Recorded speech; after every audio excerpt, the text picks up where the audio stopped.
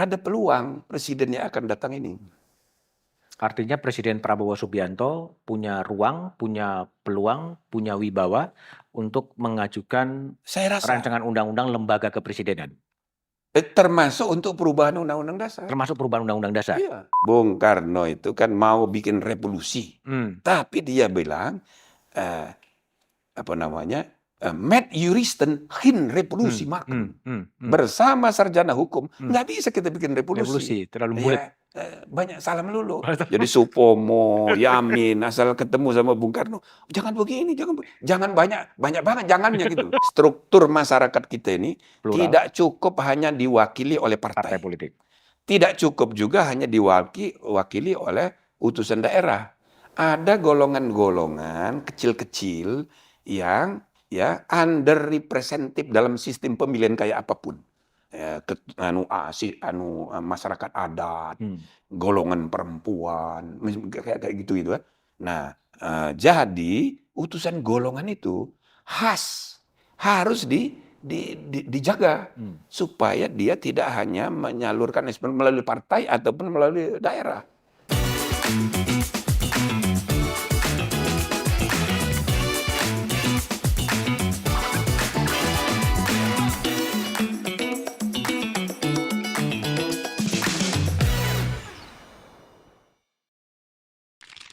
Oke, teman Budiman, jumpa lagi di Back to BDM. Kembali lagi saya akan ngobrol tentang situasi politik terkini, tentang berbagai manuver-manuver politik menjelang transisi kekuasaan dari Presiden Jokowi ke Presiden Prabowo Subianto. Hari ini saya telah bersama dengan Profesor Dr. Jimli Asidiki SH. Saya kutip gelarnya supaya lengkap karena itu adalah bentuk pengakuan bahwa memang beliau adalah seorang guru besar. Prof, gimana kabar? Baik, alhamdulillah. Santai kali lihatnya Profesor nih. Santai. Santai ya. Saya dengar Prof Jimli itu pernah menjadi anggota Dewan Pertimbangan Presiden ya. Ya. Kira-kira 1,5 tahun. Sudah saya selesai di MK 2008, saya diminta masuk ke One Team Press mengganti Bang Buyung. Oke, ini Prof Jimli ini cukup paripurna karir politiknya ya. Sekarang ini masih menjadi anggota Dewan Perwakilan Daerah dari Jakarta ya.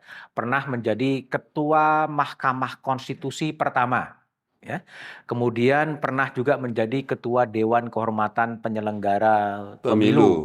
Dan juga pernah menjadi One Team Press. Nah, One Team Press ini menjadi menarik karena kabarnya One Team Press ini akan dikembalikan menjadi Dewan Pertimbangan Agung. Prof, gimana sih Prof Jimli yang pernah di One Team Press, pernah di Ketua MK, terlibat juga dalam amandemen konstitusi, One Team Press akan ditransformasikan menjadi Dewan Pertimbangan Agung. Itu Ya. sebuah gagasan yang pas secara konstitusi atau gimana? Ya kalau persis seperti DPA yang dikonstruksi ketika Indonesia merdeka, tentu tidak tepat. Kenapa? Karena dulu itu DPA itu diatur di bab sendiri. Pasal 16 itu di luar bab tentang kekuasaan pemerintahan. Untuk menunjukkan bahwa DPA itu memang di luar sistem kekuasaannya presiden. Dia setara dengan Presiden. lembaga-lembaga negara yang lain. Nah, itu sesudah reformasi kan diubah. Mengubahnya bukan hanya ditambahin pasal, tapi bab mengenai Dewan Pertimbangan Agung itu dicoret. Dihapus. Ya kan? Malah itu catatannya tuh dihapus gitu. Nah, itu juga menjadi sebab, loh kok perubahan Undang-Undang Dasar ada kata dihapus, gitu kan? Nah, maka dulu salah satu alasan mengapa kita mendorong dibentuknya Komisi Konstitusi untuk melakukan apa ya? Review ulang. Apa namanya? Kajian. Penulisan ulang, penomeran dan sebagainya. Kan nomornya jadi kacau tuh. Termasuk misalnya ada pasal yang sudah diubah, misalnya pasal 28, 28A sampai J. Mestinya 28 yang asli dicoret, tapi enggak sempat dicoret. Nah, maka dibentuk Komisi Konstitusi. Tapi ya Komisi Konstitusi terlalu over idealis Hmm. orang-orangnya, Hmm. mau bikin naskah baru sama sekali, akhirnya nggak didengerin. Nggak didengerin. Nah, jadilah konstitusi kita seperti sekarang. Nah, kalau DPA mau dikembalikan seperti itu, ya susah, ya harus mengadakan perubahan undang-undang dasar lagi, Hmm. gitu kan. Tapi kalau misal yang dimaksudkan itu hanya namanya yang diambil, ya bisa aja, kan sekedar nama. Toh di pasal 16 yang baru, bunyinya itu kan presiden membentuk sebuah dewan pertimbangan. Presiden. Ya kan? Itu bukan nama dewan Hmm. pertimbangan itu. Itu hanya kata-kata sebuah dewan pertimbangan. Kan itu. Nah, namanya terserah undang-undang. Apakah dia mau dikasih nama seperti sekarang? One Team Press, ya boleh Boleh aja. saja. Atau dia mau kasih nama lain lagi karena romantis. Ya kan? Nama lama udah dikembaliin, ya boleh-boleh aja. Persis kayak BI. Hmm. Di Undang-Undang Dasar itu pasal 23 itu nggak menyebut BI, Bank Bank Indonesia. Bank Indonesia itu nama yang diberikan oleh undang-undang. Kalau di pasal 23 itu kan bank sentral. Nah, gitu loh. Ya kan? Nah, yang kedudukan kewenangannya diatur dengan undang-undang. Nah, baru namanya diberi oleh undang-undang. Jadi misalnya ini mau dikasih nama One Team Press oleh undang-undang, oke. Mau diberi nama penasehat, ya boleh aja. Atau misalnya kasih nama yang lama Dewan Pertimbangan DPA, Agung. ya boleh aja dengan undang-undang cukup. Yang tidak boleh apanya, Prof? Ya kalau tergantung nanti bagaimana merumuskan di undang-undang itu. Kalau dia dikonstruksi setara dengan DPR, dengan BPK, Nah, nah itu itu nggak boleh. harus dengan perubahan undang-undang dasar. Gitu loh. Oke, tapi gini, kalau semangatnya sekarang One Team Press itu yang dibaca oleh Prof. Jimli, semata-mata karena One Team Press yang ada sekarang memang tidak efektif, tidak bisa bekerja maksimal, minimal di mata publik juga tidak diketahui punya peran itunya, atau ada kebutuhan sekedar mengakomodasi berbagai kepentingan politik, kemudian kabinetnya terbatas sehingga diwadahi oleh One Team Press. Ya bisa aja, itu namanya analisa politik kira-kira, logi ya bisa aja. Iya. Tapi bahwa ada kebutuhan untuk melakukan evaluasi kelembagaan negara, itu sesuatu yang niscaya kalau menurut saya. Sudah 25 tahun reformasi ini, kan boleh kita evaluasi, ini apa gunanya ini lembaga. Dewan Kayak Pertimbangan. komisi yudisial, apa ini sudah maksimal. DPDs, saya jadi anggota sekarang. Kan di seluruh dunia lembaga parlemen itu cuma 2, upper house, lower house. Kita 3. Ada MPR sendiri, ada DPD. DPR sendiri, DPD sendiri. Ini kerjaannya apa ini? Kan boleh dievaluasi. Ya kan, misalnya ada ide, bagaimana DPD ini kita bubarin aja. Masukkan jadi praksi aja di DPR. Jadi lembaganya cuma 2 aja. Misalnya gitu. Nah, jadi termasuk One Team Press, saya juga ikut ngalami jadi anggota One Team Press sesudah saya pensiun dari MK.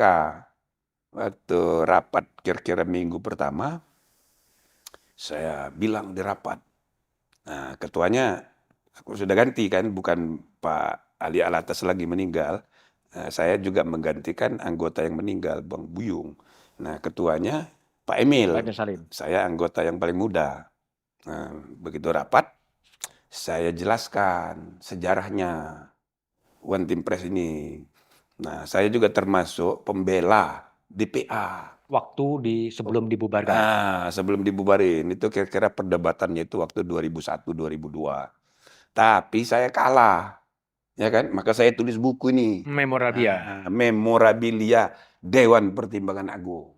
Ya kenang-kenangan. Ya kan? Nah, jadi memang dulu saya usulkan DPA itu dievaluasi, ditingkatkan perannya, gitu loh. Nah, tapi semangat zaman waktu itu menggebu-gebu ya. Menggebu-gebu, pokoknya ditolak, DPR harus dibubarin. Ya mungkin secara psikologis dipengaruhi oleh ketuanya. Mungkin ya Baramuli nggak disukai waktu itu kan. Nah, waktu zaman Habibie. Nah, akhirnya kan dicoret ya kan DPA-nya, ganti menjadi Dewan Pertimbangan. Belum ada nama. Namanya diberi oleh undang-undang ya tahun 2007. Ya kan? 2006, 2007. Nah, Dewan Pertimbangan Presiden. Nah, waktu saya jadi anggota, saya berusaha meyakinkan ini para anggota di rapat resmi. Saya bilang satu-satunya lembaga penasihat yang ada di konstitusi, ini One Team Press ini. Ya kalau kita evaluasi, banyak sekali lembaga-lembaga yang berfungsi advisory kepada presiden. Macam-macam. Dewan ini, Dewan Hankamnas, ya kan? Ada Lemhanas, ada Dewan macam-macam. Semuanya memberi nasihat, pertimbangan, ya kan? Nah, jadi saya bilang karena ini ada di konstitusi, bagaimana kalau kita fungsikan One Team Press ini untuk mengkoordinasi semua lembaga penasihat. Nah, jadi itu kan, wah pada setuju semua. Setuju. Diketok palu oleh Pak Emil. Selesai rapat di luar, keluar, masuk lift, saya bertiga. Saya, Pak Ginanjar sama Rias Rasid. Jim, bagus sekali ya usul Anda itu tadi. Saya setuju, kata Pak Ginanjar. Tapi ingat ya, kita ini udah pada tua ini. Jangan terlalu sibuk. Rias Rasid juga begitu. Itu saya setuju sekali, bagus sekali. Tapi kita ini sudah tua ini. Apalagi itu Pak Emil, segala kan. Nah akhirnya besoknya saya menghadap Pak Emil. Pak Emil kayaknya, jangan dulu lah. Itu pada ngomel sama saya. Jadi mundur teratur karena usia sebetulnya. Iya. Padahal saya kan melihat bahwa lembaga ini harus kita fungsikan maksimal. Sebab saya ngalami dulu, saya sering jadi narasumber ke DPA itu. Jadi saya tahu kekurangan DPA itu. Padahal sejarahnya semua negara-negara, ya bukan semua lah, banyak sekali negara di dunia, di Eropa itu punya lembaga kayak DPA ini. Kalau di Belanda namanya kalau di Prancis Conseil d'État, kalau di ini Council of State, Raad van State, nah itu di Belanda. Nah tapi kewenangannya itu rata-rata ya ada dua. Satu memberi nasihat, tapi nasihatnya bukan hanya kepada pemerintah, juga kepada parlemen. Yang kedua, dia berfungsi sebagai peradilan tertinggi di bidang administrasi.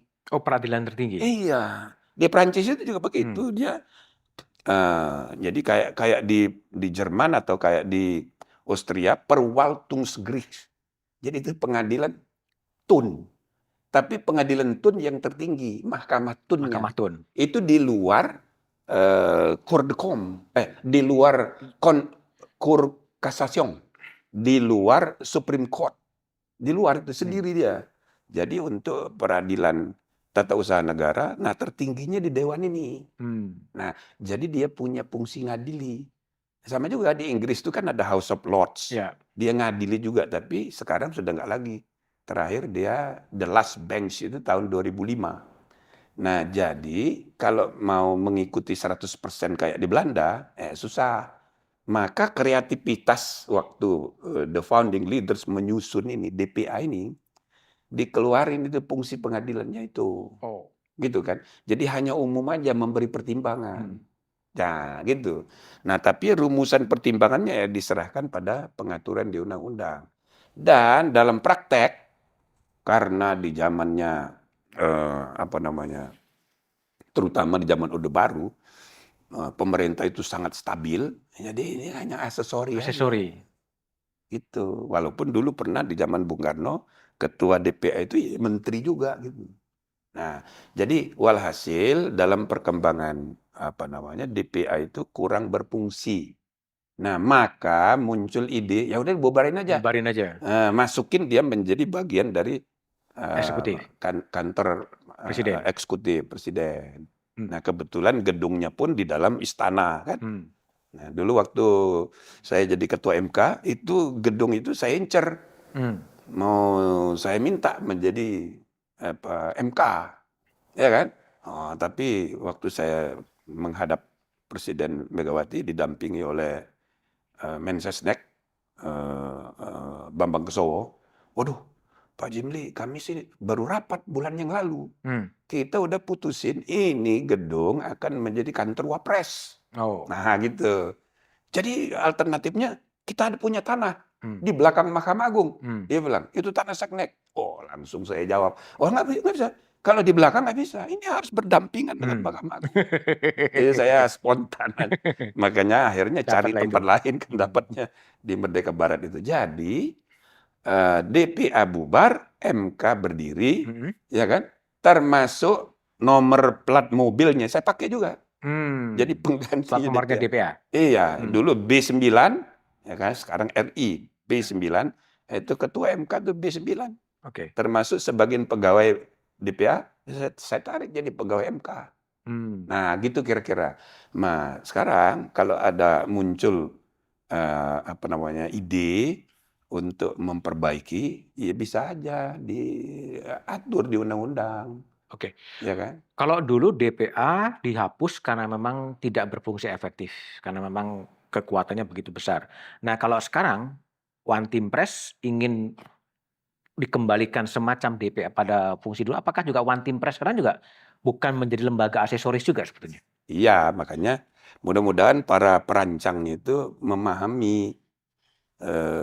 Saya tidak tahu dari mana idenya ini, tapi memang saya kan sering diundang, saya menceritakan mengenai DPA ini, Hmm. bahwa DPA itu sayang kita bubarin, dan yang kedua One Team Press ini bisa diperkuat. Hmm. Nah, jadi kalaupun DPA, ya kan, jangan seperti DPA yang lalu, gitu. Harus ada apa yang diperkuat dari segi tugas dan kewenangannya. Nah, ini pun begitu. Kalau ini mau menggunakan istilah lama, kembali ke nama DPA, boleh-boleh aja. Cuman apa tugas yang mau ditingkatkan? Kalau sama kayak sekarang, ya sama aja bohong, Sama aja sama aja bohong. iya, Tapi ya sekarang kan? kan juga bukan gagasan-gagasan dari One Team Press juga pertama tidak dikenal, tidak didengar oleh publik karena memang tidak boleh dipublikasikan. Dan juga apa yang sudah dikerjakan oleh presiden berdasarkan sarannya One Team Press juga tidak diketahui kan, Prof? Nah, itu juga masalah kan. Ada satu dia tidak terbuka. Ya, padahal zaman sudah berubah sekarang ini. Kalau nggak terdengar di media sama dengan nggak kerja, Hmm. kan gitu. Nah, yang kedua juga soal eh, positioningnya. Positioningnya begini, kalau dia mau diidealkan setara dengan lembaga negara yang lain, Hmm. nah itu tentu harus perubahan Undang-Undang Dasar. Hmm. Tapi kalau dia misalnya hanya menggunakan DPA sebagai nama, Nama. ya kan? Sebagai nama, oke aja. Tapi dia bisa juga in between antara DPA yang lembaga tinggi negara dengan One Team Press sekarang yang sekretariatnya di bawah Mensesnek. Misalnya dia keluar, ya, jadi lembaga independen, Hmm. tapi bukan dalam pengertian setara dengan DPR MPR. Dia kayak BI. Nah, BI itu kan independen dia. KPK independen, OJK semua diatur oleh undang-undang aja cukup. Artinya dia dikeluarkan dari Seknek. Kan Seknek ini organisasinya banyak sekali, di bawahnya ada Sekap. Tapi dua menteri nggak terkoordinir juga. Di bawahnya ada Sesmil, Hmm. Seskap. Mesti Seskap itu bawahan Seknek tuh atau wakil lah gitu. Seperti zaman Pak Harto dulu. Lalu ada Seswapres, ada KSP. Nah, juga ada Ses One Team Press. Itu kan bawah Seknek, ya kan?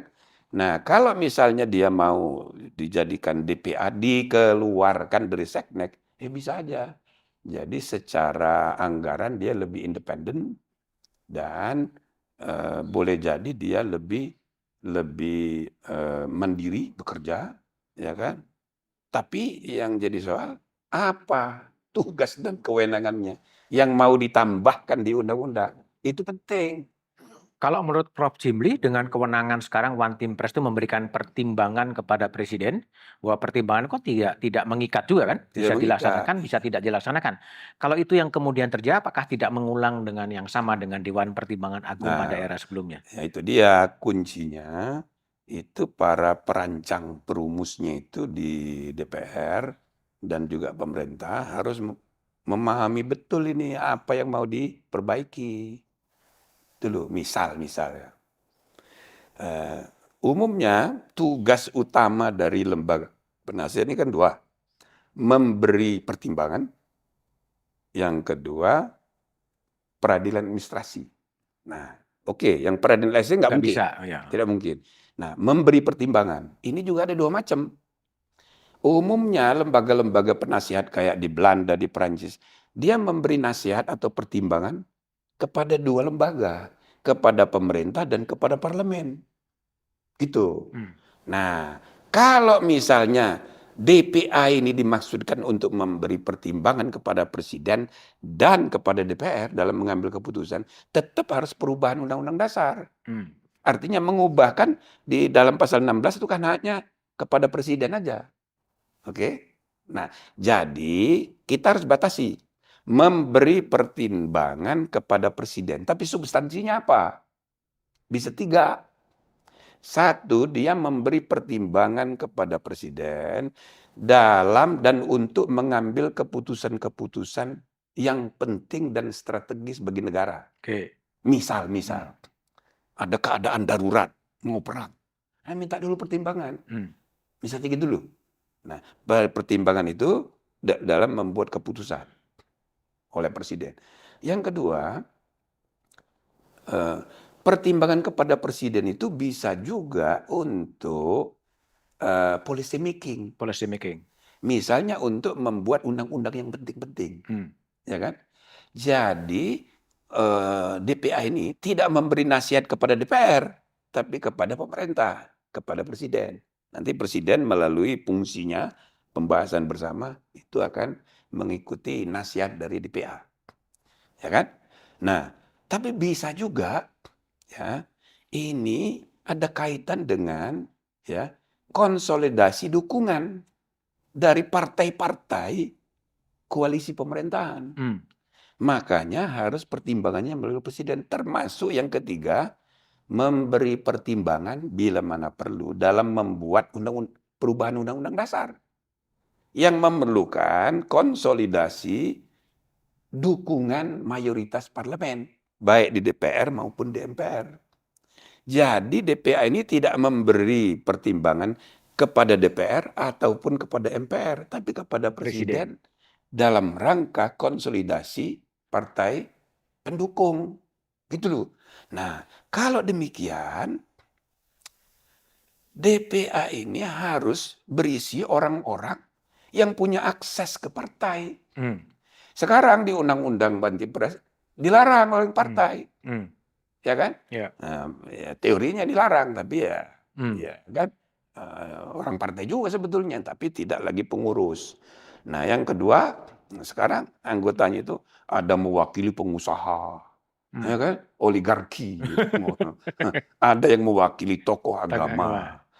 Kalau begitu ini lembaga representatif. Ya. Ini di Senayan tepatnya. Hmm. Ini lembaga untuk kerja, bukan lembaga perwakilan. Hmm. Nah, ini keliru ini.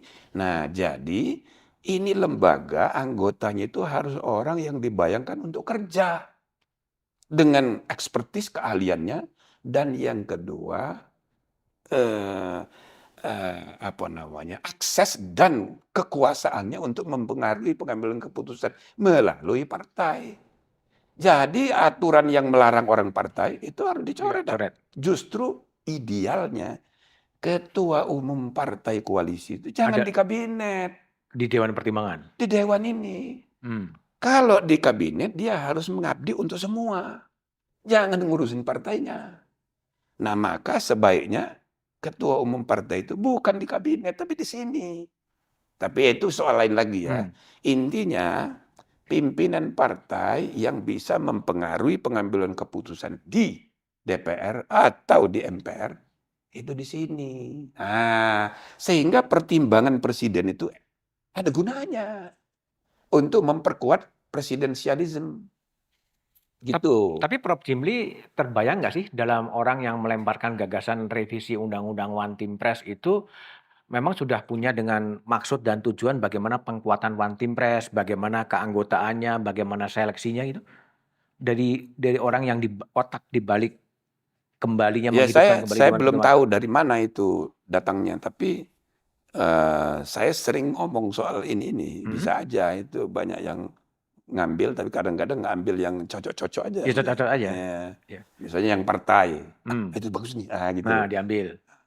Tapi kalau lihat dari sisi ide gagasan, kan awalnya kan dilemparkan yang namanya Presidential Club, Presiden Club, di mana mantan-mantan presiden ya kemudian bergabung dalam Presiden Club.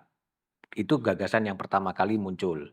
Kemudian muncul lagi revisi Undang-Undang One Team Press yang kelihatan tersiratnya adalah memperbanyak jumlah anggota One Team Press yang sekarang 9 itu Hmm. menjadi lebih luas. Ya, saya tidak tahu persis, tapi kalau saran saya jangan ditambah. Jangan ditambah. Cukuplah 9, itu kan simbol angka 9 tuh, Hmm. MK 9, ya Oh. kan, Wali Songo. Hmm. Itu kan sudah bahasa magic, Hmm. ya, magic number Hmm. Indonesia itu. Nah, sekarang One Timber sudah 9, jangan ditambah. Sehingga itu tidak menimbulkan, memberi pembenaran pada kiralogi politik tadi. Iya loh, Kiralogi politik. iya. Tapi kiralogi politik kan banyak benernya juga, Prof.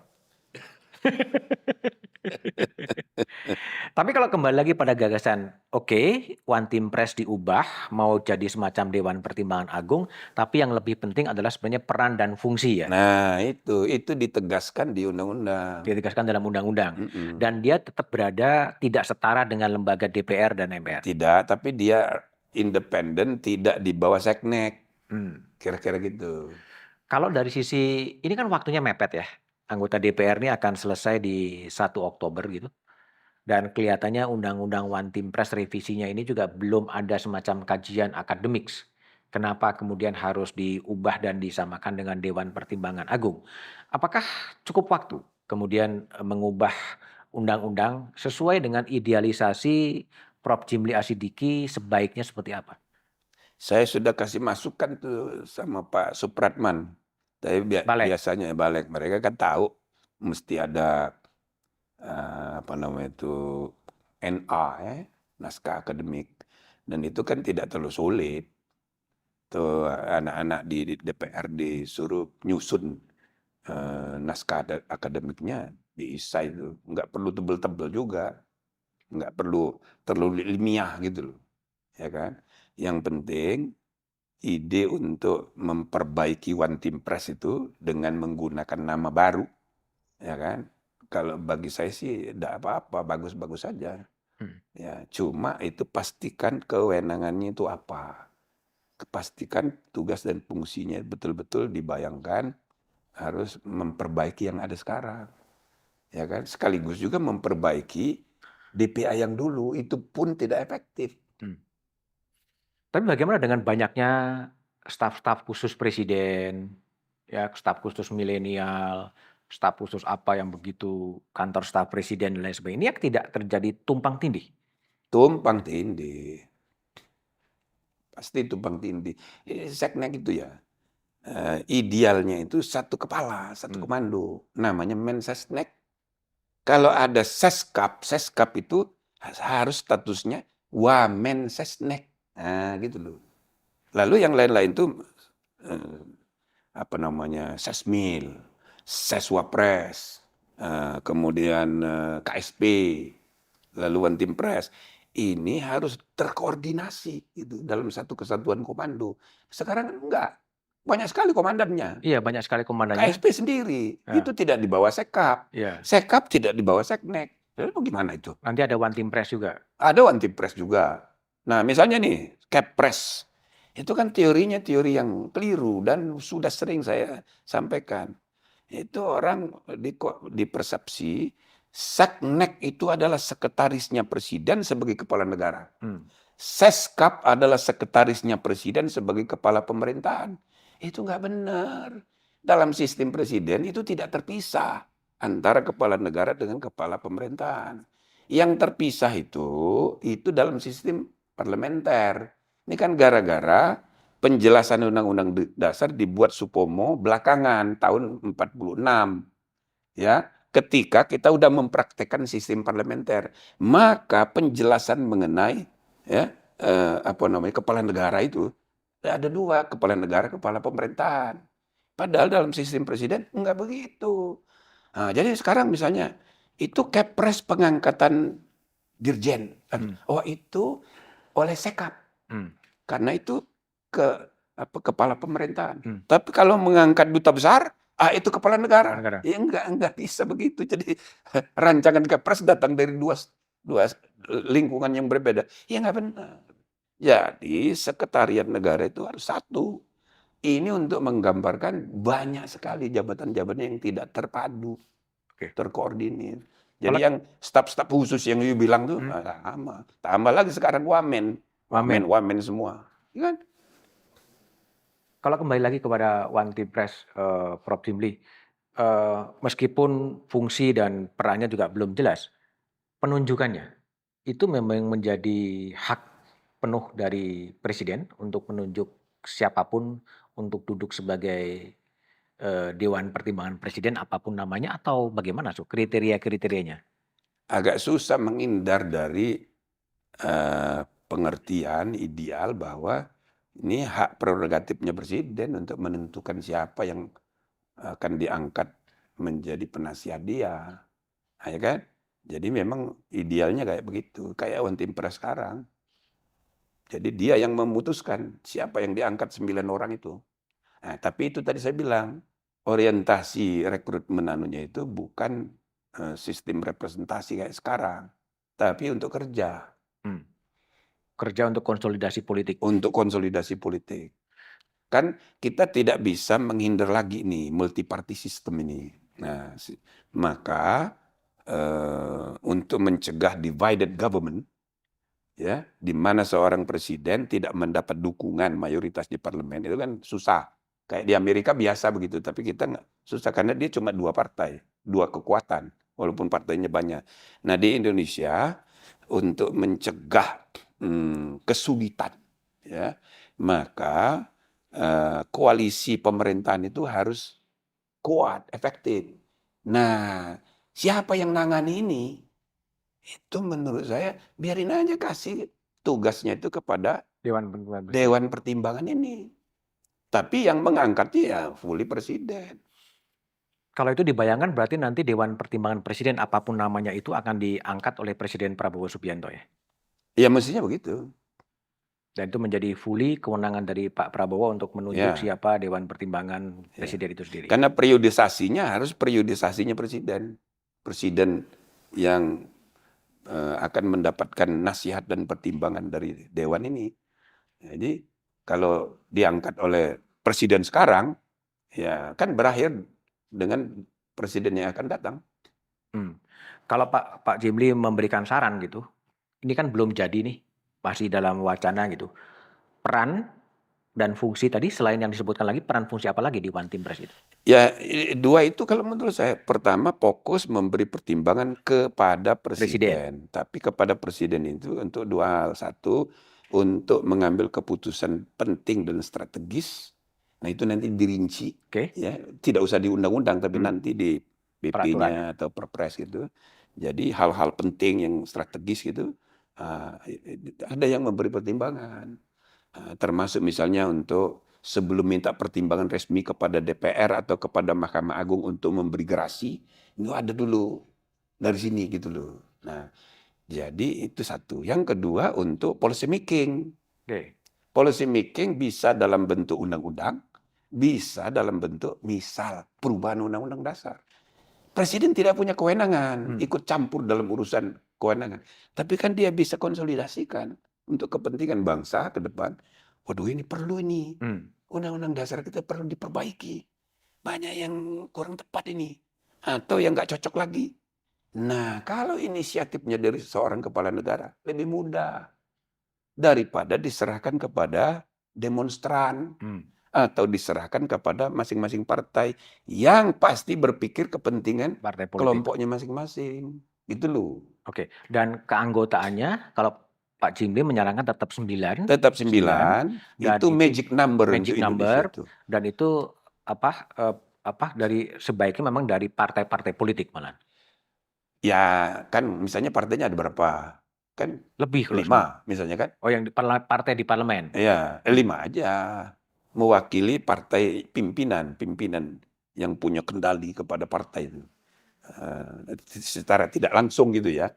Nah, selebihnya 4 itu expertise karena pengalaman. Ya, orang-orang yang sudah senior, bisa aja mantan wapres misalnya. Kalau mantan presiden lebih baik janganlah. Jangan malah. Ya lebih baik psikologis kan nggak ini. Tapi kalau wapres masih boleh lah. Hmm. Ya kan? Misalnya kan banyak nanti mantan-mantan wapres masih muda-muda. Nah, misalnya gitu. Oke. Lalu mantan-mantan. Lalu sekarang ini mantan-mantan kayak saya sudah pensiun nih. Kan lumayan masih muda ini. Ya kan? Mahkamah Agung Ya. 70. Mantan menteri yang senior-senior banyak sekali. Yang kayak Pak Emil tuh udah 93 tahun tapi ini Bright masih iya. sangat smart. Nah, itu yang gitu-gitu perlu. Hmm. Orang misalnya yang pengalaman luar negerinya kayak Hasan Luwirauda, ya kan? Wah, kan sudah 70-an tapi waduh, sehat sekali orangnya. Nah, yang begitu kan bisa. Nah, itu tentu pertimbangan dari presiden mau ngangkat apa kalau ada masalah-masalah menyangkut geopolitik global dan sebagainya. Kan perlu itu seperti ketua One Team Press pertama Pak Ali atas. Ali Alatas. Nah, gitu. Nah, yang begitu-begitu perlu dan itu tidak bisa lewat partai. Yang partai tadi untuk tujuan lain. Jadi Untuk gabungan konsolidasi. antara partai politik dan tokoh-tokoh senior Iya. profesional di bidangnya. Partai itu hanya sebatas ya jumlah koalisi itu aja. Oke. Prof. Jimli, di sini ada buku Memorabilia Dewan Pertimbangan Iya. Agung ya, yang ditulis oleh Profesor Jimli Asidiki. Ini apa? Buku apa? Buku sejarah pertanggungjawaban dari Prof. Jimli melihat hapusnya Dewan Pertimbangan Agung atau apa? Iya, itu catatan sejarah. Namanya juga memorabilia, kenang-kenangan kan? Kenang-kenangan. Dan inilah judul laporan DPA yang terakhir. Oh. Nah, nama judul itu saya ambil. Itu ya termasuk saran saya juga waktu mereka menyusun. Nah, cuma ada sedikit komunikasi. Jadi waktu sudah selesai ini, ya kan, bubar ini, kan masih ada pengurusnya. Nah, pada tahun 2003, waktu sidang terakhir MPR untuk mendengar laporan pertanggungjawaban, laporan tahunan, ya kan? Nah, ketua MK ya adalah ketua MK pertama dan terakhir. Karena sesudah itu nggak ada lagi laporan tahunan.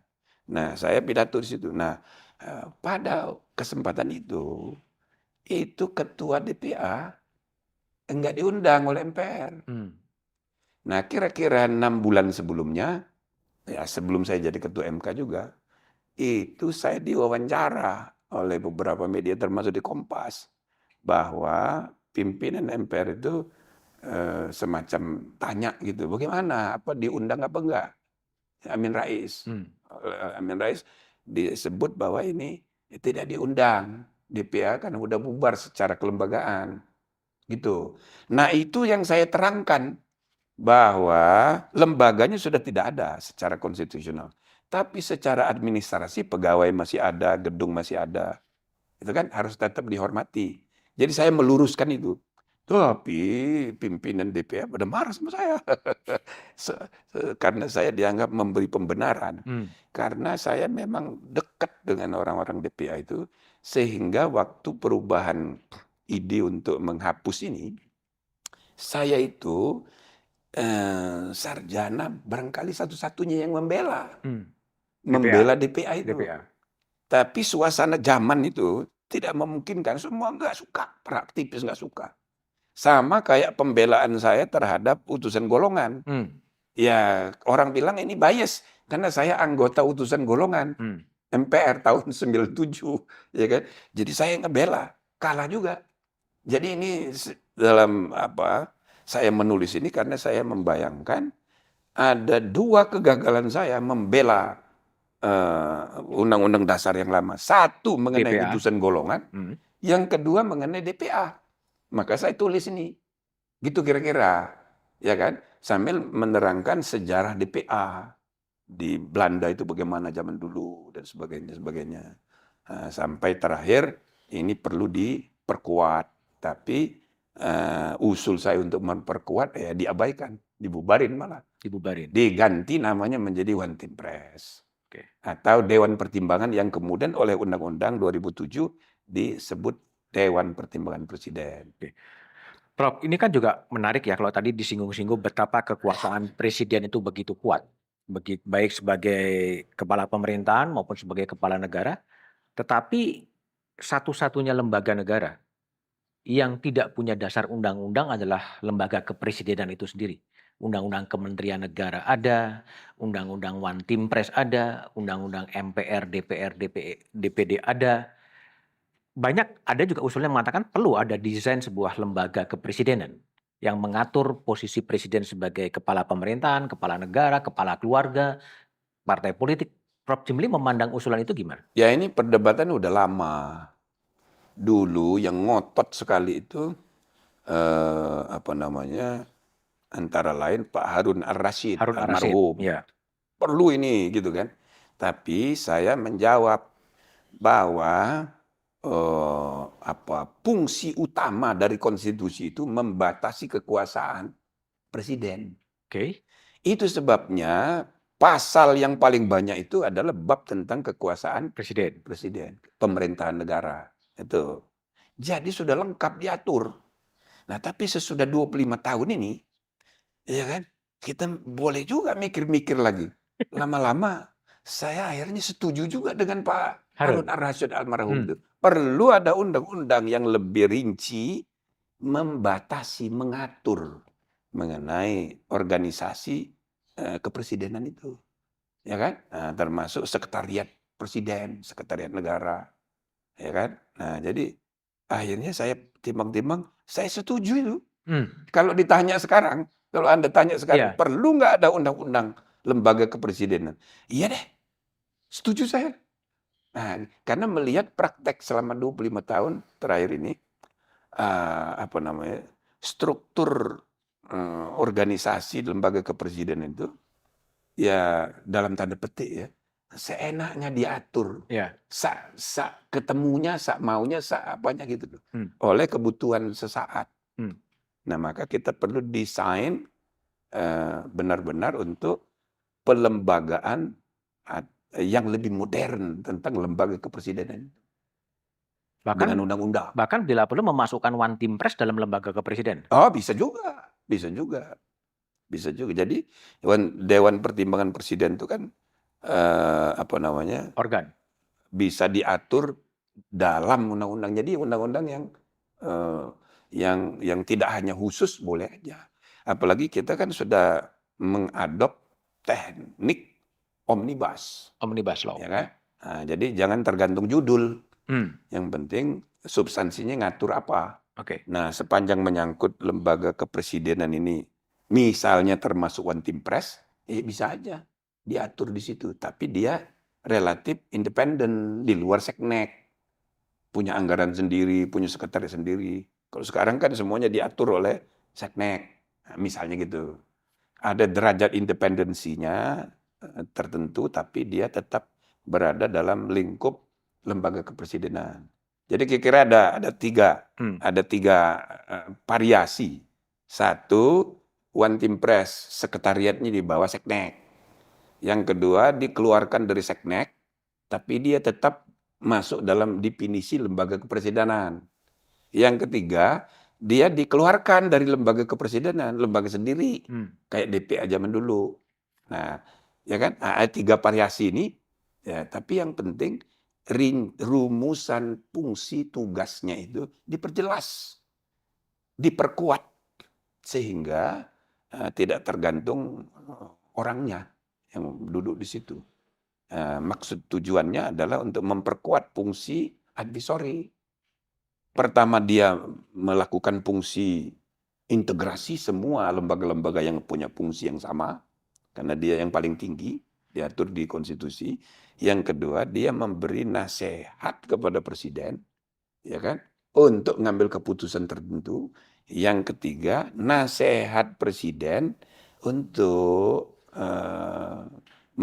mempengaruhi pengambilan keputusan di DPR dan di MPR melalui presiden dengan mengkonsolidasikan dukungan mayoritas parlemen, partai politik.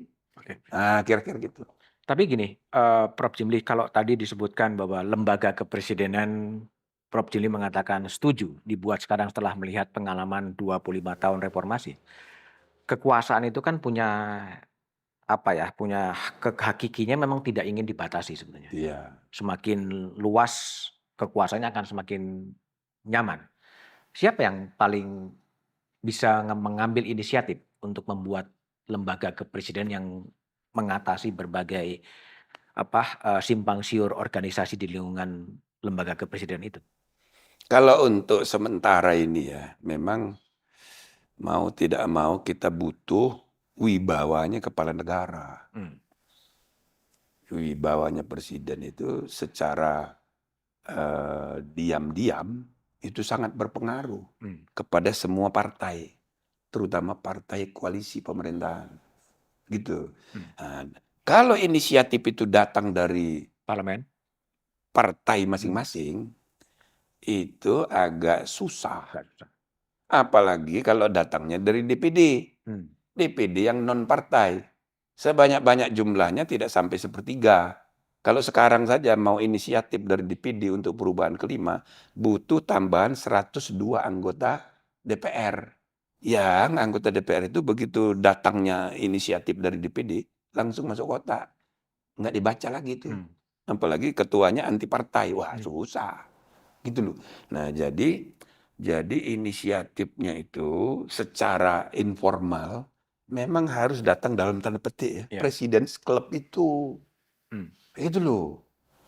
Presiden, mantan presiden. Yang kebetulan para mantan presidennya masih punya jaringan ke partai. Nah, jadi saya rasa ya ada peluang presiden yang akan datang ini. Artinya Presiden Prabowo Subianto punya ruang, punya peluang, punya wibawa untuk mengajukan Saya rasa rancangan undang-undang lembaga kepresidenan. termasuk untuk perubahan undang-undang dasar. Termasuk perubahan undang-undang dasar. Iya, termasuk itu. Nah, kenapa? Karena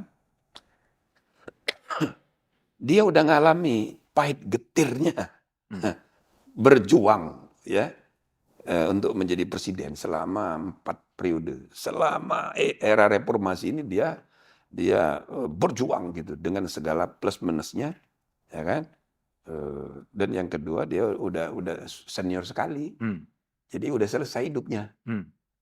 Jadi saya rasa dia pun punya hubungan yang baik dengan mantan presiden SBY, mantan presiden Megawati sekarang ini marahnya itu kayaknya sih bukan kepada Prabowo, marahnya itu kepada Jokowi. Nah, jadi dia bisa menengahi nanti hubungan antara mantan presiden Jokowi dengan mantan presiden yang lain. Nah, jadi tergantung bagaimana kita meyakinkan ini presiden. Apakah 25 tahun reformasi ini tidak cukup alasan untuk dievaluasi? Menuju 20 tahun ya ke Indonesia emas di pertengahan abad ke-21 yang mungkin ya akan terjadi lagi fenomena Big Bang Change pada pertengahan abad 20 dulu sesudah Perang Dunia Kedua. Nah, kita harus antisipasi perubahan besar-besaran bisa terjadi lagi. Nah, antisipasi untuk itu kita evaluasi nih 25 tahun.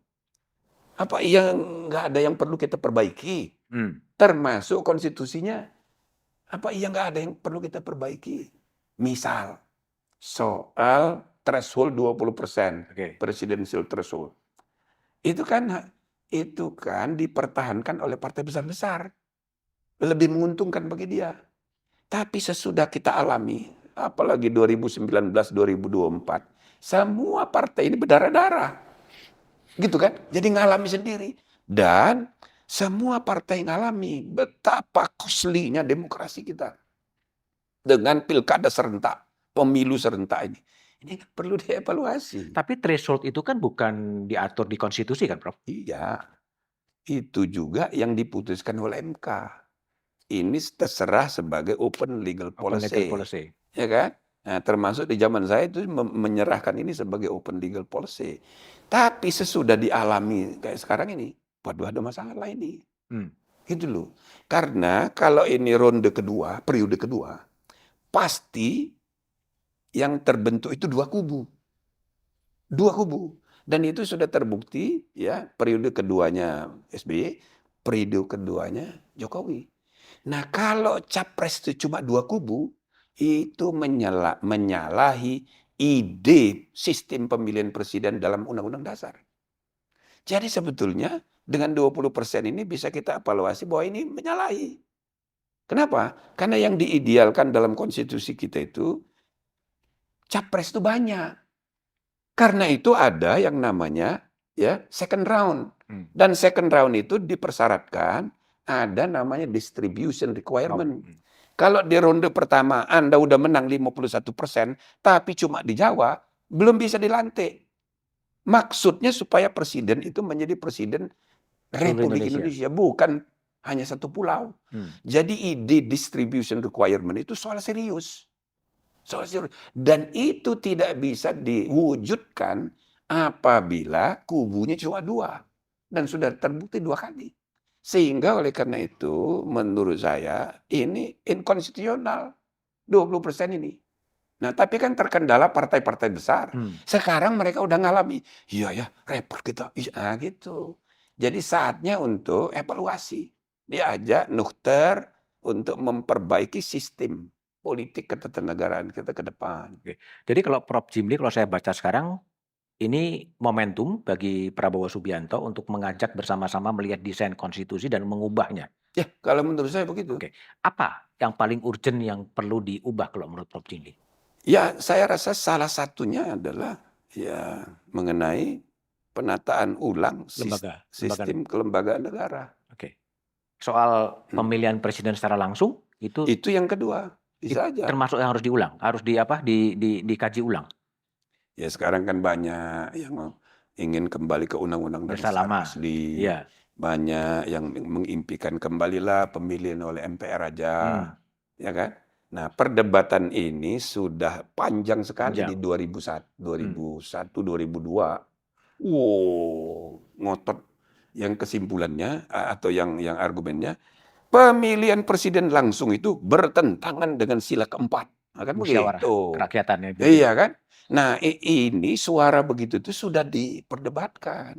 Yang akhirnya sampai pada kesimpulan, ya enggak. Perwakilan permusyawaratan itu di lembaga parlemen. Kalau ini untuk eksekutif, pemimpin negara, ini harus dapat kepercayaan seluruh rakyat. Jadi ini tidak bertentangan dengan sila keempat. Sudah kayak gitu tempo hari. Nah, masa mau diulangi lagi perdebatannya? Jadi kalau menurut saya, mungkin yang lebih realistis itu adalah memperbaiki sistem. Ya, sistemnya. Kayak threshold, gitu kan. Kemudian misalnya siapa yang berhak mau dicalonkan itu harusnya pakai konvensi, jangan hanya gara-gara dia ketua umum partai. Gitu loh. Itu dalam desain konstitusi. Misalnya itu kita perbaiki di konstitusi. Termasuk threshold 20% itu ya ditiadakan aja. Biar capres kita banyak. Waktu saya jadi pemantau Pilpres Rusia yang dulu 2018. Itu saya menyaksikan bagaimana capres di Rusia itu yang mendaftar itu 34 orang. Tapi oleh KPU yang disahkan cuma 8 orang. Tapi waktu Pilpres berlangsung, Vladimir Putin dapat 78%. Artinya dia populer sekali. Jadi kalau rakyat menghendaki yang dia sukai, ya terpilih. Tapi yang 7 lainnya tidak dihalangi. Tidak dihalangin. Ada yang dapat cuma 1%, ada yang cewek itu Ya, yang biarin cantik aja. itu 3%, nggak apa-apa. Apalagi Indonesia yang sangat plural. Biar dong ada capres dari Sunda, ada yang dari Palembang, ada dari Batak. Soal nggak kepilih, ya nggak apa-apa.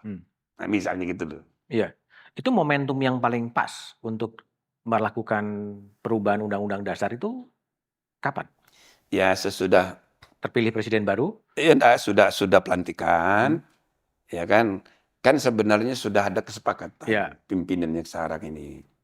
Tapi hanya terbatas pada menghidupkan PPHN, Hmm. GBHN. Hmm. Nah, tapi saya selalu menyuarakan, sayang dong masalahnya soal GBHN, Hmm. ya kan? Nah, tapi itu pun, ya kan? Begitu mau menjelang pemilu kemarin, melebar isunya ke 3 periode. Tiga. Maka, ya kan? Tertemism itu Eh, gejala umum di eh, mana-mana itu. eh. Nah, maka di stop. Hmm. Pimpinan MPR sepakat, ya udah nggak jadi deh, Hmm. ya kan? Nah, sekarang Hidup lagi. hidup lagi nih, ya kan? Hmm. Tapi belum apa-apa, banyak juga yang marahin. Hmm. Dibilang Bambang Susatyo kelebihan ngomongnya gitu. Eh, eh. Nah, tapi ide untuk perubahan itu hidup.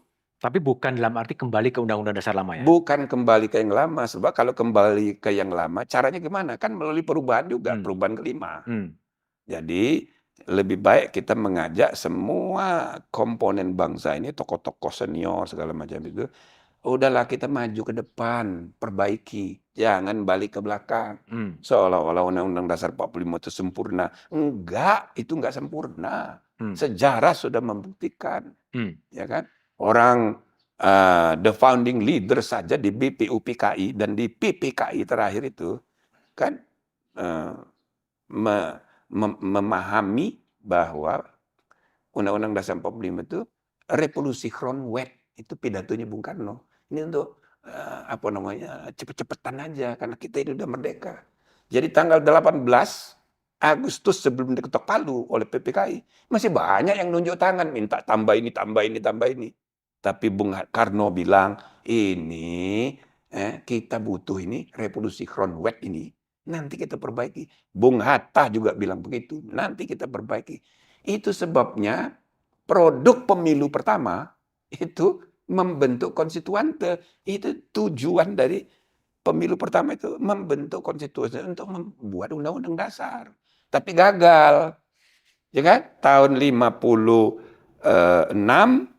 ya kan? Apa namanya? 56 sampai kemudian 59, ya terpaksa Bung Karno bikin dekret kembali ke Undang-Undang Dasar lama. Jadi niat ingsun dari awal itu memang Undang-Undang Dasar 45 nggak sempurna, mau kita perbaiki nanti gitu. Oke. Dan salah satu isu lagi yang Prof. Jimli ungkapkan tadi ketika kegagalan Prof. Jimli untuk membela utusan golongan. Nah, itu salah satu tuh. Itu yang salah satu juga harus masuk dalam desain kalaulah terjadi perubahan Undang-Undang Dasar ke-5. Iya, ya kalau kita menimbang ulang ya, perlunya menata kembali struktur parlemen Indonesia. Ya kita belajar aja lah dari seluruh dunia yang negara-negara besar itu. Parlemennya cuma ada 2. Upper House, Lower Lower House. Kita ini 3. Ada MPR, DPR, DPD. Ini bener nggak ini? Gitu loh. Ini kan DPD ini ada kayak begini nih gara-gara kompromi. Dulu semangatnya itu bikameralisme DPR dan DPD. Sedangkan MPR itu adalah rapat Joint gabungan. session. Ya kan? Nah, tapi ini MPR ini bukan forum gabungan, jadi lembaga sendiri. Ya kan? Kopsurat sendiri, kantor sendiri, rumah dinas sendiri. Nah, malah semua partai masuk jadi pimpinan. Jadi dia lembaga sendiri. Nah, lalu DPD, ya lembaga sendiri juga. Jadi 3. Tetapi yang bekerja, keputusannya mengikat dalam kegiatan berbangsa bernegara, cuma 2. MPR, DPR. MPR, DPR. DPD enggak. Sibuknya setengah mati. Tapi tidak ada keputusannya yang mengikat. Makanya saya suka bilang, wujudu keadami. Tapi banyak anggota DPR yang suka marah, itu salah paham dia kan. Dianggap enggak.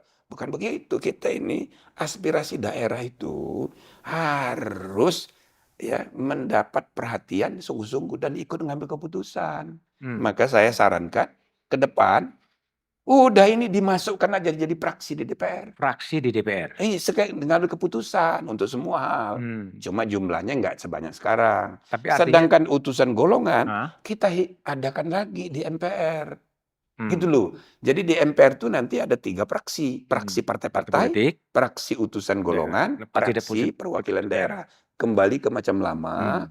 untuk menegaskan kembali MPR sebagai forum penjelmaan Kedaulatan rakyat. seluruh rakyat. Seperti ide semula. Oke. Lalu gini, penunjukan utusan golongan itu nanti akan menjadi elected, dipilih, atau menjadi ditunjuk oleh komunitas mereka, dan siapa itu utusan golongan? Ya itu salah satu sebab mengapa utusan golongan ditiadakan. Karena para aktivis waktu itu mengkampanyekan Demokrasi. semua harus dipilih. Nah gitu kan. Sedangkan utusan golongan diangkat oleh Pak Harto. Kan gitu. Semua.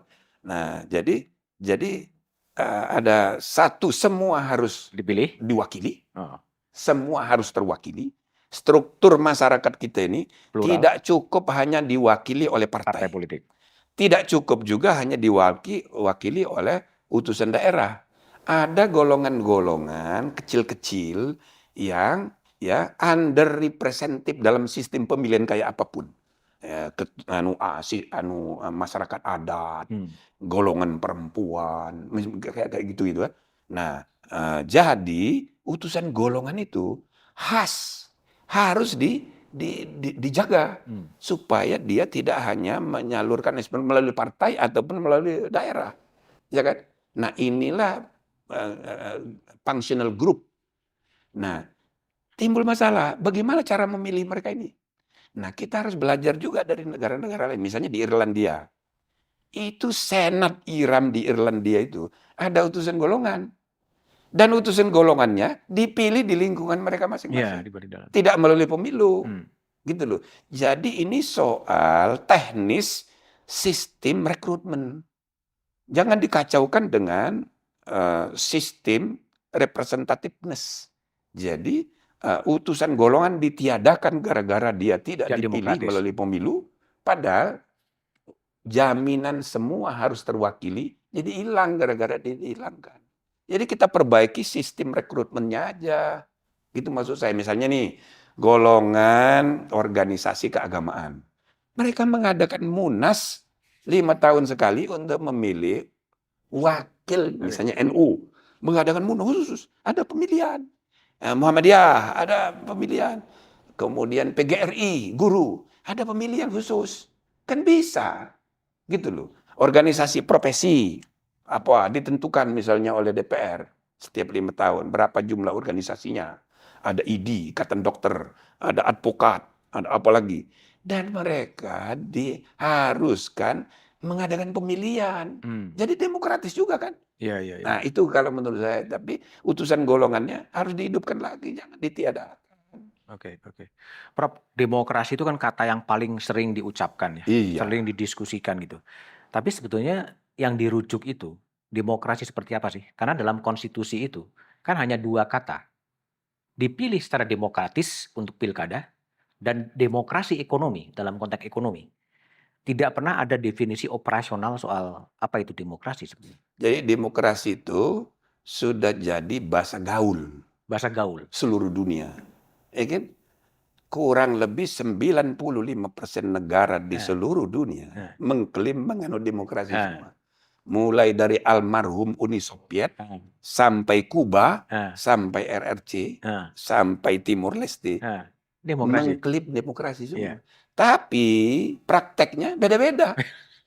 Jadi tergantung kepada pengalaman sejarah dari negara-negara itu untuk merumuskan detailnya.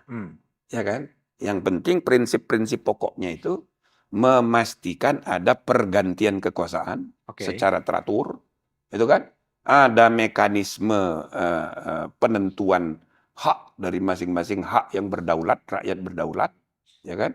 Lalu ada pengorganisasiannya melalui partai-partai. Dan banyak lagi prinsip-prinsip yang lain. Tapi di samping itu, demokrasi itu tidak bisa dipisahkan dengan rule of law. Ya kan? Demokrasi itu majoritarian politics. Yang diutamakan jumlah. Jumlah tidak identik dengan truth. Kualitas, ya. Tidak identik dengan justice. Maka diperlukan rule of law. Diperlukan sistem peradilan yang independen. Misal DPR 575 orang bikin undang-undang. sepakat semua. Tapi DPR itu kan bukan suara seluruh rakyat. Ada partai yang tidak lolos threshold. Jadi dia hanya mayoritas rakyat. Sebanyak-banyaknya dia mau buat keputusan, belum tentu benar. Belum tentu sesuai dengan kesepakatan tertinggi. Maka kita bikin MK. Oke. Walaupun cuma 5 orang, nggak dipilih rakyat, bisa membatalkan. Nah ini demokrasi modern tuh kayak gitu. Dia bisa saling mengimbangi. Nah gitu loh. Di samping checks and balance itu bukan hanya dalam arti formal, tapi dalam arti sosial juga. Jadi check and balance itu bukan hanya antar cabang, tapi antar state, civil society, market, and the media itu harus saling berinteraksi, saling bergulat, saling mengimbangi. That is demokrasi. Deliberatif demokrasi, ya kan, partisipatori. Jadi kualitas demokrasi makin lama makin berkembang. Nah, maka kita ini kuantitatif nomor 3 terbesar, third largest demokrasi. Tapi kualitasnya 54. Masih jauh. Iya. Itu yang dirumuskan MK sebagai meaningful participation. Itu salah satu itu. Salah satunya. Iya. Tapi di mana sebetulnya partisipasi itu bermakna ketika kemudian hampir dari suara-suara rakyat itu juga nggak banyak didengar sebetulnya. Itu dia. Itulah sebabnya kualitasnya masih bertengger di 54. Mesti sabar gitu loh. Masih sabar ya? Iya. Anak-anak muda zaman sekarang ini kita harus ajak berpikir jangka panjang bahwa kualitas demokrasi ini harus dikawal. Oke.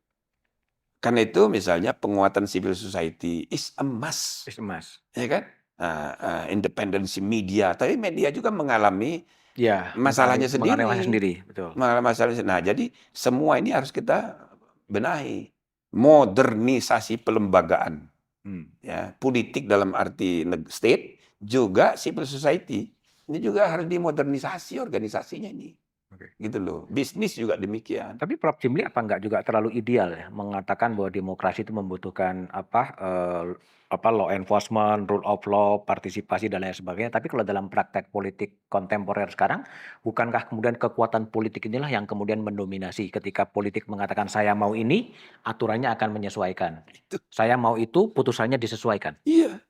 Itu nyatanya kayak gitu. Makanya Maktusnet ada istilah hardball itu, constitution hardball. Jadi kalau pemimpin itu ngotot, konstitusionalitas jadi alat saja. Jadi alat. Gitu kan. Jadi hukum itu jadi sarana. Itu yang saya bilang. Sarjana hukum banyak jadi tukang stempel. Tukang stempel ya. Gitu loh. Ya karena ini yang harus mesti disadari. Oke. Ya, jadi negara itu selalu para politisi, apalagi politikusnya insinyur itu kerjanya mau cepat, gitu. Ya kan? Saya selalu suka ngutip Bung Karno itu. Bung Karno itu kan mau bikin revolusi, tapi dia bilang met juristen hin revolusi maken. Bersama sarjana hukum nggak bisa kita bikin revolusi. Terlalu bulat. Banyak salah melulu. Jadi Supomo, Yamin, asal ketemu sama Bung Karno, jangan begini, jangan banyak banget jangannya gitu. Nah Bung Karno kan nggak mau begitu, dia mau cepet-cepet. Makanya dia bilang met juristen hin revolusi maken. Tidak bisa kita bikin revolusi dengan bersama dengan para yuris. Nah, tapi justru yuris yang benar tuh yang kayak gitu. Tukang rem. Insinyur, tukang gas. Seperti yang sekarang ya, Prof? Seperti yang sekarang? Ya, sama. Insinyur Soekarno begitu. Insinyur Habibie. Saya ngalam begitu juga. Gas juga? Pokoknya gas aja. Insinyur yang terakhir ini, sama juga. Dengan keikhlasan niatnya ya.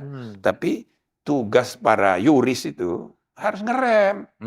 Nah, tapi dalam kultur feodal nggak bisa begitu. Iya. Nah, jadi memang ada problem serius. Jadi para ekonom, para politisi selalu melihat hukum itu alat pembenaran. Padahal ekonomi itu hanya memperhitungkan. Yang membuat keputusan itu politik. Tapi yang menentukan itu hukum. Jadi referensinya harus rujukannya hukum. Itu. Nah, kalau tidak begitu berarti hukum belum jalan. Padahal negara hukum dan negara demokrasi dua sisi mata uang yang sama. Maka ada istilah democratic rule of law, ya, satu sisi, ya sisi yang lain constitutional demokrasi. Demokrasi ideal adalah demokrasi berdasar atas hukum. Tapi negara hukum yang ideal, negara hukum yang demokratis. Jangan kayak Hitler. Dia Reichstag juga negara hukum. Tapi hukum diatur-atur sendiri. Nah, itu bukan democratic rule of law. Demokratis Reichstag. Jadi itu sebabnya di Undang-Undang Dasar kita itu dempet dia. Pasal 1 ayat 2 bicara mengenai demokrasi, kedaulatan rakyat. Pasal 1 ayat 3 membuat definisi negara Indonesia adalah Negara hukum. negara hukum. Adalah itu definisi. Beda dengan ialah. Pasal 1 ayat 1. Negara Indonesia ialah negara kesatuan yang berbentuk republik. Ialah. Kalau ayat 3 adalah. Jadi ayat 2 dan ayat 3 itu satu kesatuan napas. Oke. Itu kan teks di konstitusi, Prof. Ya. Kalau dalam prakteknya Indonesia ini negara hukum, negara kekuasaan, atau negara apa? Negara hukumnya nomor 54. Negara demokrasinya ranking 54. Oke. Ya. Negara hukumnya, rule of law-nya nomor 64, lebih rendah lagi. Apa yang terjadi? Ya artinya belum yang diidealkan itu belum jalan. Para pemimpin, para politisi belum menyadari masing-masing baru menikmati kedudukannya masing-masing untuk kepentingan sendiri-sendiri. Jadi kita krisis kenegarawanan. Krisis kenegarawanan. Iya. Semua politisi. Betul. Politisi, the one who sometimes doesn't know the way, but shows the way. And they don't go that way either. Jadi nggak tahu jalan, tapi menunjukkan orang lain jalan yang benar, dan dia nggak jalan di situ. Nggak jalan juga. Nah, tapi kan kalau leader nggak begitu. Leader itu statesmanship, ya. The one who knows the way, shows the way, and goes that way. Ini yang kita kurang.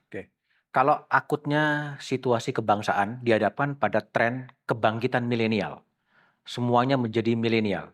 Wali kota anak-anak muda, saatnya anak-anak muda. Ini bukan sesuatu yang agak paradoks. Ya, paradoks, tapi ada plus minus juga. Ini presiden kita menua.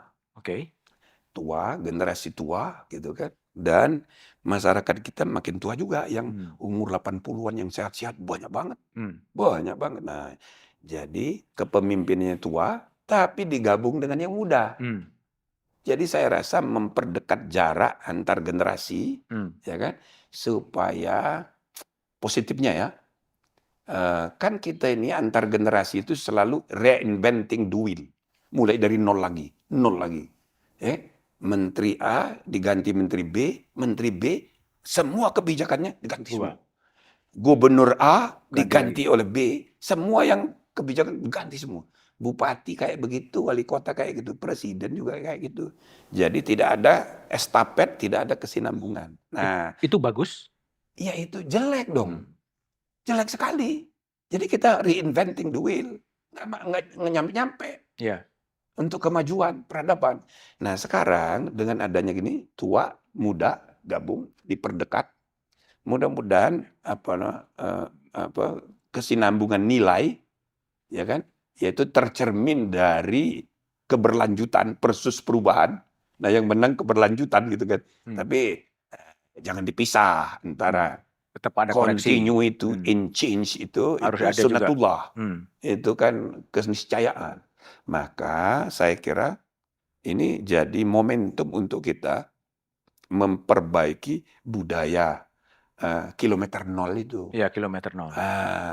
Jadi mudah-mudahan periode Prabowo Gibran ini kita bisa manfaatkan untuk perbaikan. Itu kira-kira. Prof, sebagai warga negara dan pernah menjabat di berbagai lembaga negara, setelah 20 Oktober sebenarnya peran dari Presiden Jokowi jadi seperti apa? Ya sudah selesai lah jadi mantan presiden. Tapi secara psikologis karena putranya jadi wapres, ya tentu beda dengan mantan-mantan presiden yang lain. Nah, yang kedua, mantan presiden yang lain itu, misalnya Megawati, kan masih ketua umum partai Oke. terbesar. Hmm. Yang kedua SBY, Dewan Pembina. ya, ketua pembina, jadi penentu juga. Maka mantan presiden SBY, Megawati, SBY dan Jokowi, saya rasa masih akan ikut berpengaruh. Siapa pengaruh? Nah, kalau Jokowi bedanya dia tidak kuasai partai, tapi dia punya putra Wakil presiden. resmi sebagai wakil presiden. Jadi kita tidak bisa abaikan juga. Dan sebaiknya itu berkumpul di Dewan Pertimbangan Presiden yang baru? Itu ide presidential club itu very good idea, bagus itu. Good idea. Ya kan?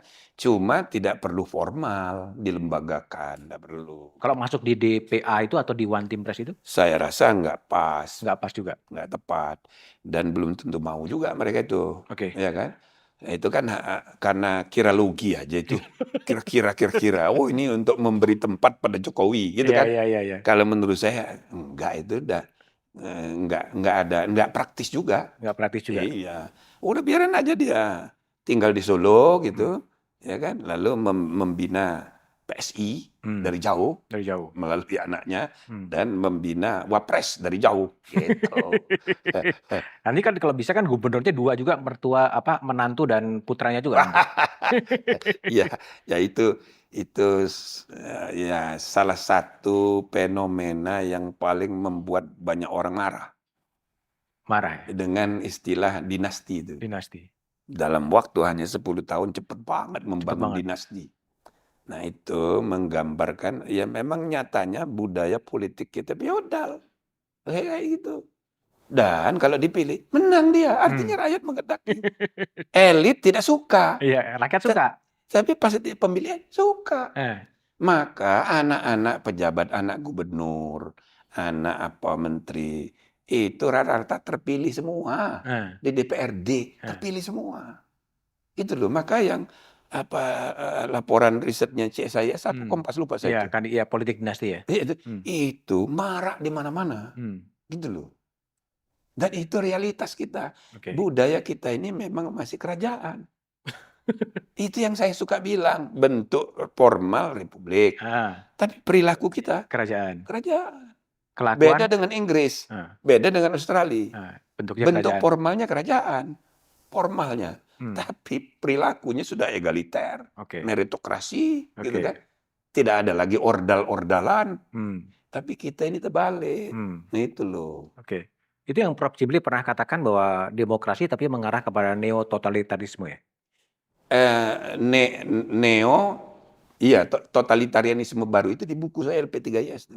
Dan sekarang memang kelahnya ke situ. Tapi yang saya maksud itu adalah tren menyatunya kekuatan state, civil society, korporasi, dan media. Jadi satu. Tersentral. Pada satu orang. Nah, maka saya membangun pengertian baru tentang pemisahan kekuasaan. Dulu trias politika, sekarang kuadru politika. 4 cabang. 4 cabang saya bagi 2. 4 cabang mikro dan 4 cabang makro. Nah, yang mikro itu adalah eksekutif, legislatif, yudikatif, dan cabang campuran. Lembaga-lembaga campuran banyak banget. Nah, kalau di dalam teori ilmu politik kan dibilang eksekutif, legislatif, yudikatif, and the media. Nah, menurut saya itu tidak tepat lagi. Media ini dikeluarin. Yang ada adalah cabang campuran. Tapi media tetap nomor 4, tapi di makro. Struktur kekuasaan makro itu state, civil society, market, and the media. Nah, ini juga harus tidak boleh konflik kepentingan. Harus ada aturan yang mengatur jangan ada konflik kepentingan. Jangan seorang kepala naga menguasai industri media. Misalnya namanya Budiman Tanurejo, misalnya kan, menguasai media, bahkan sekarang medsos. Lalu lama-lama bikin partai. Sesudah bikin partai, karena kaya nyumbang ormas-ormas, diangkat jadi ketua Dewan Suro, ketua Dewan Pembina, jadi civil society juga di tangan Anda.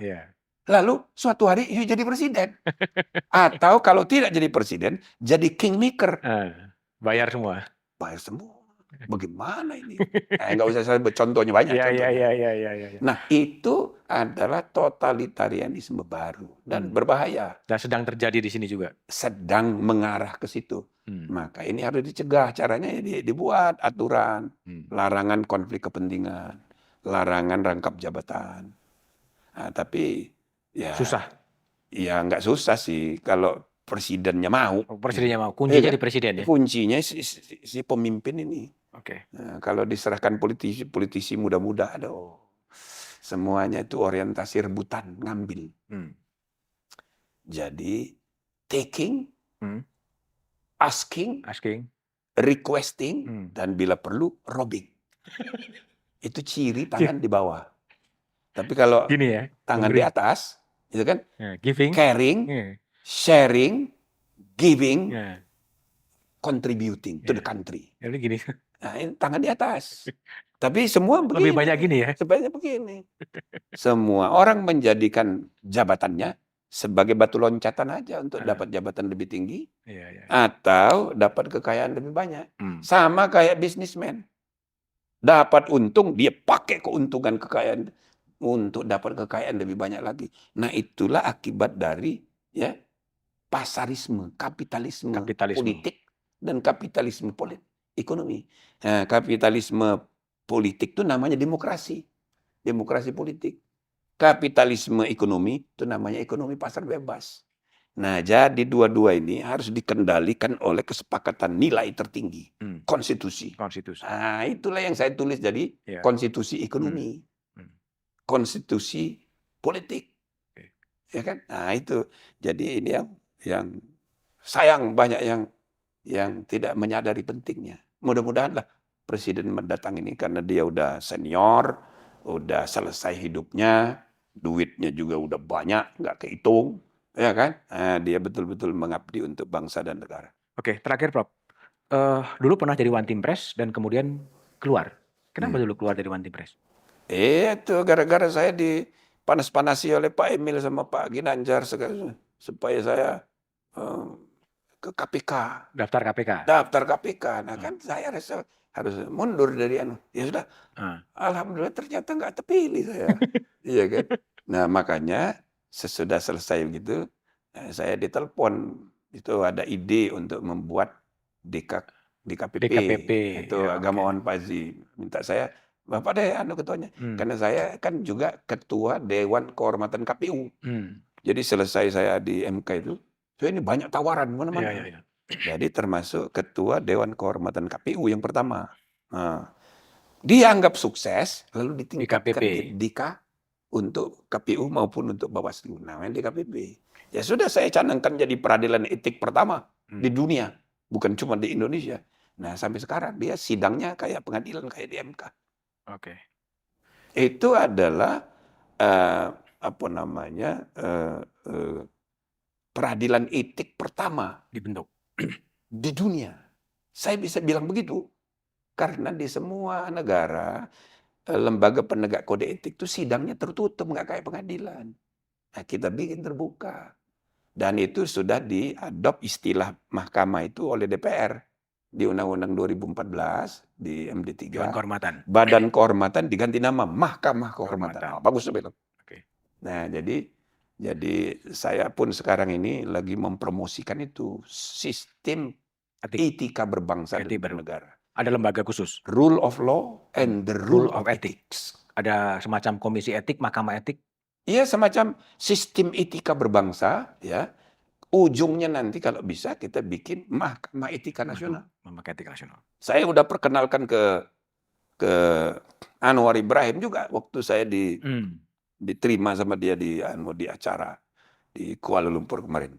Saya bilang, Pak, itu kalau Indonesia kan punya Pancasila.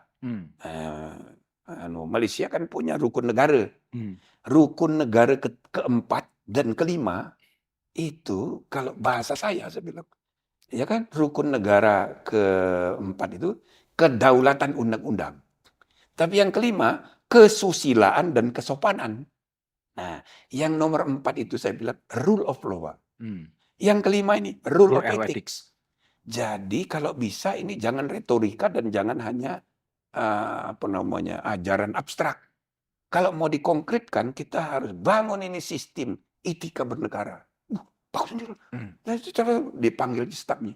Coba dicarikan bikin program kumpul dengan lawyer-lawyer dan para hakim. Ini undang lagi Pak Cibli.